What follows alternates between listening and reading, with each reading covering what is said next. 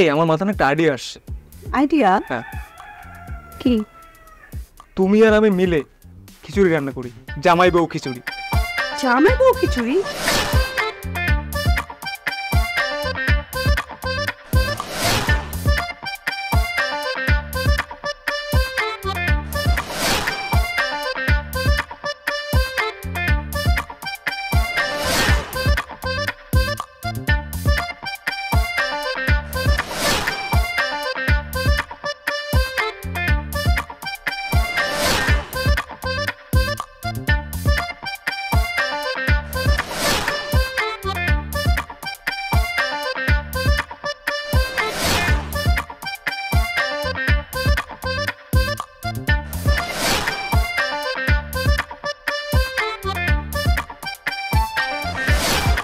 এই বাবু, শোনো বাবু, শুনছো?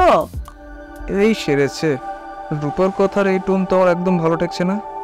অভিজ্ঞতা বলছে যখন সেইভাবে ডাকে আমার তখনই খসে যায়। কি হলো, শুনছো না কেন?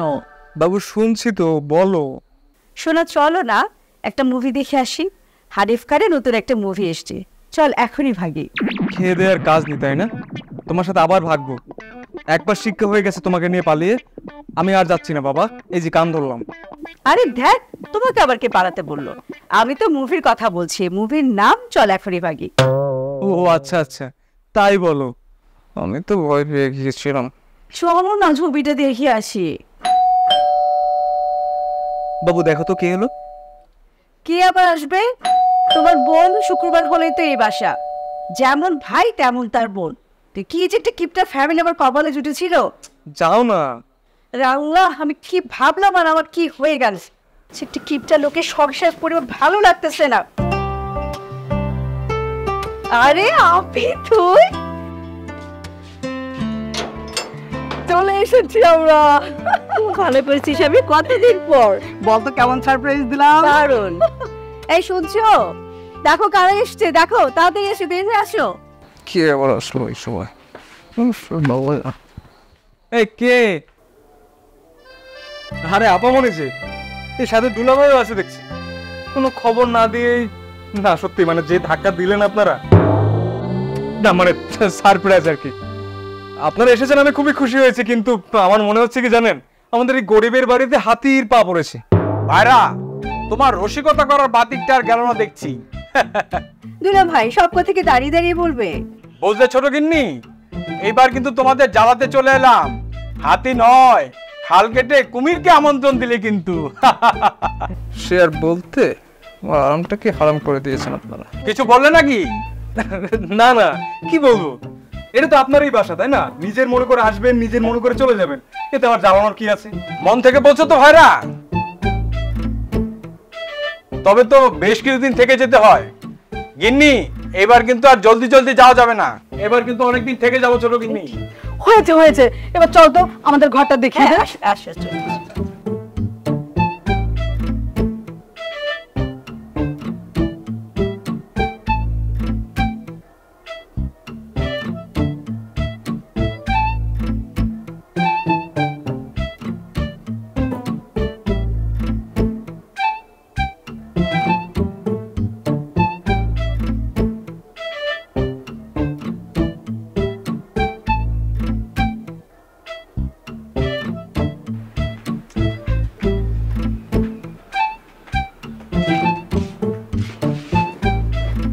তাই বাবু, শুনছো?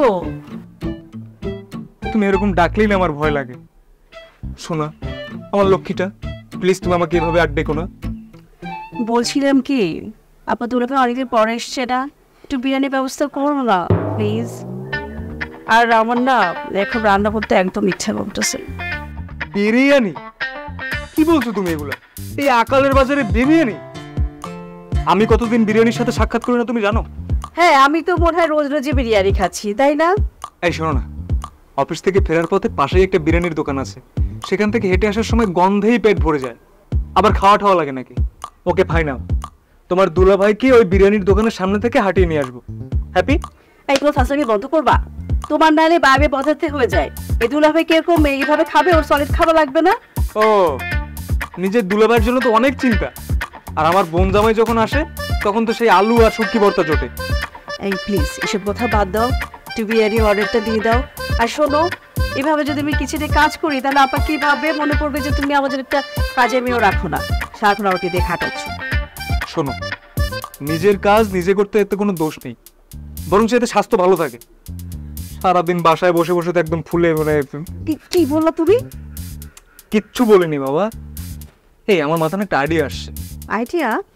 তুমি আর আমি মিলে খিচুড়ি রান্না করি, জামাই বউ খিচুড়ি। জামাই বউ খিচুড়ি? এই নাম তো আমি জন্মেও শুনিনি। আর রেসিপি পাবো কোত্থেকে? বাবা তুমি এত টেনশন নিচ্ছ কেন? আমি তো আছি, আমি সব রেসিপি জানি, তুমি শুধু আমাকে হেল্প করবা। আচ্ছা তো আমি আছি তো, তুমি এত টেনশন করছো কেন? চলো। যা পাঠিয়েছে না ভাইরা, দুর্দান্ত পরিবেশনা। জামাই বউ খিচুড়ি, হ্যাঁ কি মিষ্টি, কি মিষ্টি, খুব মজা করে খেলাম। নামটা কিন্তু দারুণ হয়েছে, জামাই বউ খিচুড়ি।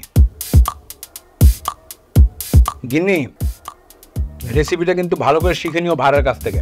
আচ্ছা আচ্ছা। ফ্রিতে পাইলে সব কিছুই মজা লাগে। কিছু বললে নাকি ভাইরা? কই না, কিছু বলিনি দুলা ভাই। রসিকতা করার বিষয়টা তোমার আর গেল না দেখছি। কিছু মনে করবেন না দুলা ভাই, ইদানিং ওর বিড়বিড় করার স্বভাবটা এত বেড়েছে। বলছিস কি সারাক্ষণ বিড়বিড় করে? তাহলে তো রাশেদের ভয়াবহ অবস্থা। লক্ষণ তো একেবারেই ভালো দেখছি না। রাশেদের এই অবস্থা রেখে আমাদেরকে কাল চলে যাওয়া একদম ঠিক হবে না। কে জানি রাশেদের কখন কি ঘটে যায়। এই রূপা তো একা সব সামলাতে পারবে না। না না বা আমি ঠিক আছি, আমি ঠিক আছি, I am okay, I am cool. আপনার বোন সবকিছু একাই সামলে নিতে পারবে, আপনার বোন একাই 100। সব রোগীরাই নিজেদেরকে সুস্থ বলে, আমরা বরং আর কয়েকদিন এখানে থেকেই যাই। কি বলো গিন্নি? তুমি ঠিকই বলেছো। রূপার এই বিপদের দিনে আমরা ছাড়া ওর পাশে কে দাঁড়াবে বলো? রূপা, রূপা, আমার শরীর ভালো লাগতেছে না, মাথার মধ্যে ঘুরাইতেছে। তুমি এক কাজ করো, এক বালতি পানি নিয়ে আমার রুমে আসো। হ্যাঁ, মাথায় পানি ডাল তুইব। আমি গেলাম, এখনই আসো।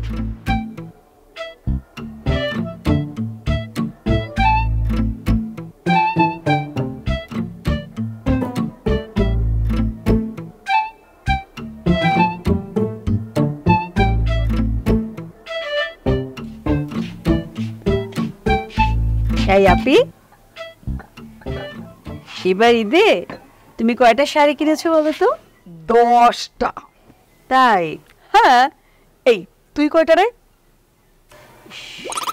রাশেদ যে আমাকে মাত্র একটা শাড়ি দিয়েছি, এটা বললে তো আমার একেবারে মেসেজ চলে যাবে। কি করা যায় একটু ভাবি।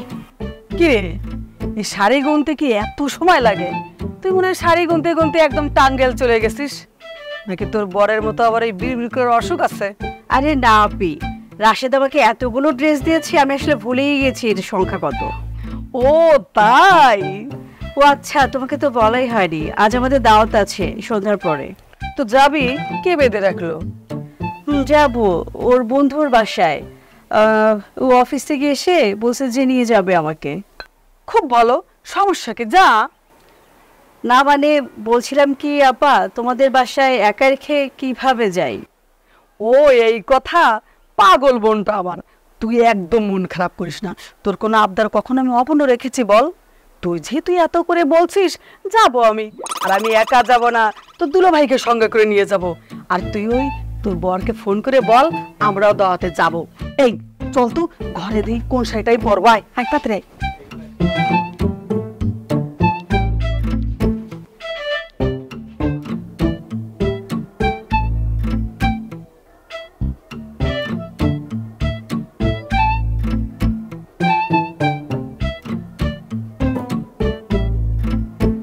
আচ্ছা তোমার বোন আর বোন জামাই কি শুরু করেছে বলো তো?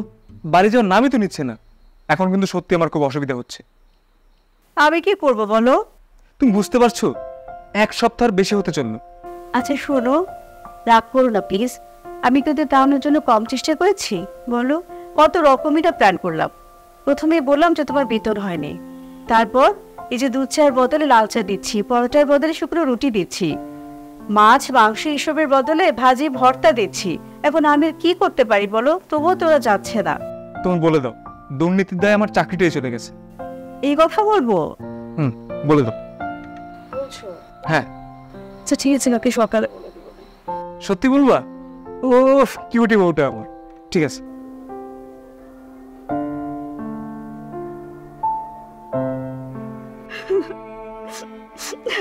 এত বড় একটা ডিসিশন তুমি আমাকে একবার জানানোর প্রয়োজন মনে করলে না?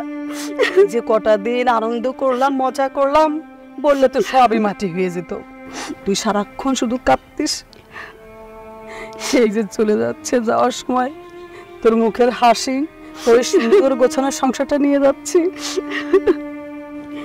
বলো দাও, তুমি আমাকে ডেইলি ভিডিও কল দিবা? আচ্ছা বাবা, আচ্ছা, তোকে আমি প্রত্যেকদিন ভিডিও কল দেবো। তুমি করলে কি আছে বলো? বাবা আমার কথা তো মনে নেই, তুমি তো ছিলে, তুমি তো ছিলে বাবা। কেন, রাশেদ আছে না? ও ঠিকই তোকে সামনে রাখবে, ওর উপর আমার একদম বিশ্বাস আছে। এই নাও রাশেদ, এটা কি দুলাভাই? সামান্য উপহার।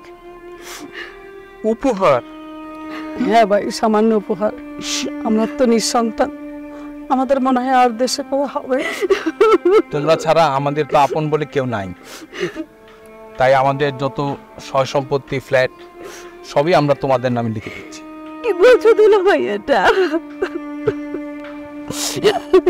আপা, আপনারা আমাদের ক্ষমা করে দিবেন। আসলে আমি আমার ভুলটা বুঝতে পেরেছি। ভীষণ অভাবের মধ্য দিয়েই বড় হয়েছি তো।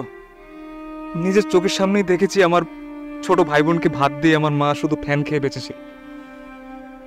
এমনও দিন গেছে যে শুধু 10 টাকার বাদাম দিয়ে আমরা দিন পার করেছি। থামো ভাই, এভাবে বলছে কেন? তুমি তো হিসাবই ছিলে। এভাবে হিসাব করে জীবনের পথ চলতে হয় ভাই। আমার পাগলিটাকে একটু সামনে রেখো। ও কিন্তু বড্ড বেহিসাবি। শপিং এ গেলে ওর মাথা একদম ঠিক থাকে না।